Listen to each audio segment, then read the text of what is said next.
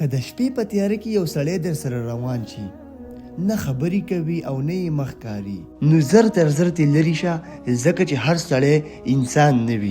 السلام علیکم. یو ځل بیا حذیفه سټوریز کې تاسو ته هرکلی. په یو کلي کې یو سړی اوسېدو چې نوم یې ګل زمان و. هغه یو ساده خو ډېر زړور سړی و. ټول خلکو به په کلي کې د ګل زمان مثالونه ورکول. یوه شپه هغه د یو کلي نه ناوخته را روان شو. خلکو ورته ویل ګل زمانه شپه ده مزه، خو هغه وخندل او وی ویل زه له هیڅ شا نه یریږم. او ګل زمان را روان شو. شپه وه ډېره زیاته ناوخته، اسمان تک تورو او ځنګلونه بیخي خاموشه. یوازې د ګل زمان د قدمونو اوازونه راتلل.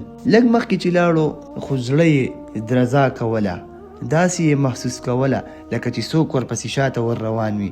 یو ځل یې شاته وکتل خو څوک هم نه، خو بیا د ونو ترمنځ یو سوری ښکاره شو او لږ وروسته یو سړی ورسره په څنګ روان شو. هغه سړی ډېر اوږد و، بدن یې غټ او په یو زوړ او شلیدلي څادر کې یې مخ پټ و. ګل زمان لږ ورنږدې شو او ورته یې ویل سلام وروره، چېرته ځې؟ خو هغه هېڅ جواب ورنکړو، یوازې ورسره روان لکه سوری. باران رو نور هم تیز شو او سیلۍ هم تیزه شوه. هغه بیا کوشش وکړو چې خبرې ورسره وکړي. هغې ورته ویل خبرې کوه که نه وروره، خو بیا هم هغه خاموشه و. ناڅاپه د ګل زمان د لاس نه لایټر ولوېدو. هغه غوښته چې زه د لایټر راوالم. چې کله د لایټر پسې هغه کته شو او رڼا یې پرې ولګوله، هلته یې څه ولیدل چې د هغه ساه یې بنده کړله. هغې سړي خپې د انسان نه وې، ویښتان پرې وو، نوکان اوږده او تر ټولو خطرناک دا چې خپې یې شا طرف ته اړېلې وې. ګل زمان سمدستي پوه شو چې دا انسان نه دی. هغه رو سر پورته کو.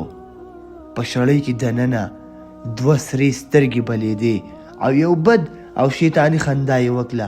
هغه مخلوق رو خپل لاس اوږد کو، نوکان یې اوږده لکه د چاړې په شانتې، او په یو خطرناک اواز یې وویله ګل زمانه زه ډېر وخت راسې ستا انتظار کومه.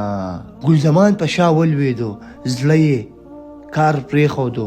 هغه نه پوهېدو چې هغه څه وکړي، خو بیا یې منډه کړه.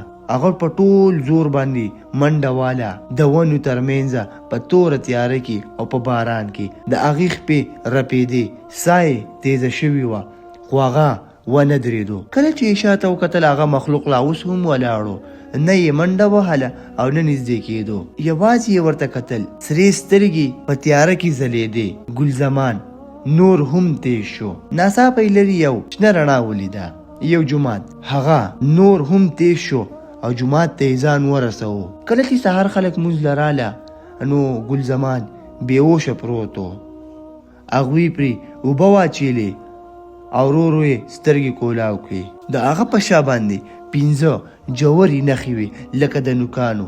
خلک پوه شول هغه له یو عام سړي سره نه دی مخامخ شوی. ګل زمان ژوندی پاتې شو، خو اوس نور هغه ګل زمان نه و. هغه به تل خلکو ته ویل د شپې په غرونو کې یوازې مه ګرځئ، هر څوک انسان نه وي. که د شپې په تیاره کې یو خاموشه سړی در سره روان شي، نو مه ورسره خبرې کوه او هېڅکله یې خپو ته مه ګوره.